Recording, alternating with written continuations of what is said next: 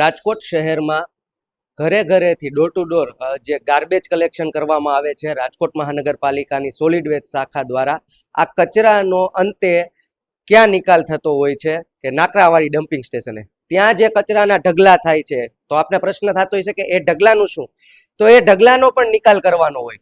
તો રાજકોટ મહાનગરપાલિકાના solid waste શાખાએ, હું આપને જે આંકડો કહીશ એ આંકડો સાંભળીને તમને પણ નવાઈ લાગશે, 7.5 લાખ ટન જે કચરાના ઢગલા લેગેસી ઊભી થતી હોય છે તેનો નિકાલ કર્યો છે. મારી સાથે અત્યારે પર્યાવરણ ઇજનેર પ્રજય સોલંકી સાહેબ જોડાઈ ગયા છે. સાહેબ, મેં જે આંકડો કહ્યો, આ આંકડો કેટલા મહિનાનો છે જે તમે અત્યારે સોલિડ વેસ્ટ શાખા દ્વારા કામ કરવામાં આવ્યું છે?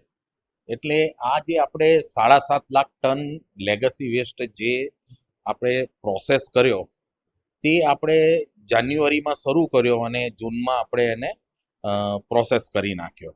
હવે આ આખી જે પ્રોસેસ છે એમાં 3000 metric ton per day process થાય એવી મશીનરી મૂકવામાં આવેલી હતી. એવી 2 પ્રકારની મશીનરી મૂકવામાં આવી હતી.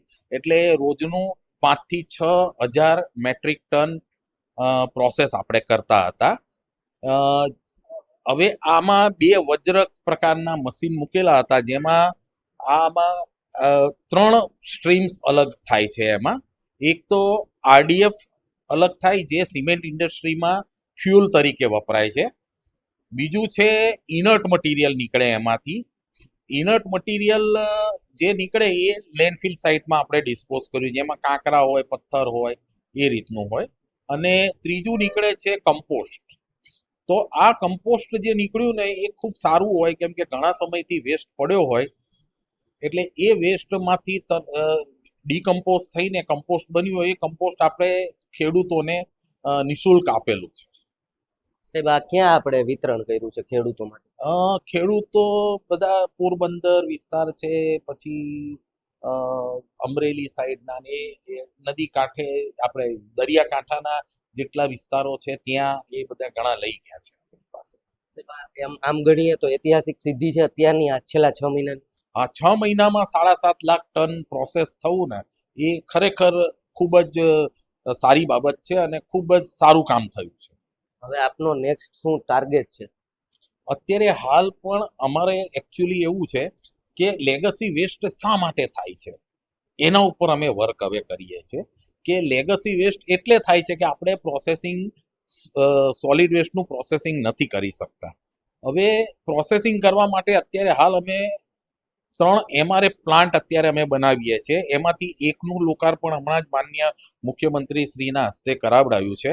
કોઠારિયા રોડ પર આવેલું 150 મેટ્રિક ટન MRF પ્લાન્ટ આપણે હમણાં લોકાર્પણ કર્યું. એવી જ રીતે કેશ ડીઝલ આપણું RTS છે, રિફ્યુઝ ટ્રાન્સફર સ્ટેશન, ત્યાં આપણે અત્યારે ઓલરેડી બની ગયું છે અને એ હવે ટૂંક સમયમાં આપણે એ પણ ચાલુ કરીશું. અને ત્રીજું છે રૈયાધાર, આપણા RTS બનવાનું શરૂ છે. હજુ એમાં હજુ 3 મહિના લાગશે. એટલે એ રીતે આપણે 450 મેટ્રિક ટન તો ડ્રાય વેસ્ટ અહીંયા જ પ્રોસેસ કરી નાખીશું. એ પછી આપણો જે વેટ વેસ્ટ, એટલે કે જે કમ્પોસ્ટ થઈ શકે, જે ઓર્ગેનિક વેસ્ટ છે, એના માટે આપણે છે ને 250 મેટ્રિક ટનનો પ્રોસેસિંગ પ્લાન્ટ અત્યારે કન્સ્ટ્રક્ટ થઈ રહ્યો છે નાકરાવાડી ખાતે. જે થઈ ગયા પછી આપણો વેસ્ટ ઓલમોસ્ટ 100% પ્રોસેસ થશે તો લેગેસી વેસ્ટ નહીં આવે. હાલમાં અત્યારે કોઈ પ્રોસેસિંગ ન હોવાથી અત્યારે આપણે નાકરાવાડી ખાતે રોજનું 800 મેટ્રિક ટન જે જનરેટ થાય છે આપણું વેસ્ટ, એ અત્યારે આપણે ડમ્પ કરીએ છીએ. એનું પ્રોસેસિંગ પણ કરીએ છીએ આ લેગસીના રૂપમાં. એટલે ભવિષ્યમાં આપણે લેગસી ન થાય એવું આપણું પ્લાનિંગ છે. ન માત્ર રાજકોટ શહેરમાંથી કચરાનો નિકાલ કરવો, સાથોસાથ ડમ્પિંગ સ્ટેશનમાંથી પણ લેગેસી વેસ્ટનો અત્યારે નિકાલ કરી નાખવા માટે તંત્ર યુદ્ધના ધોરણે જોડાઈ ગયું છે. સહયોગી યુવરાજ ચૌહાણ સાથે પ્રતિપાલસિંહ ઝાલા, ફૂલચાપ ડિજિટલ, રાજકોટ.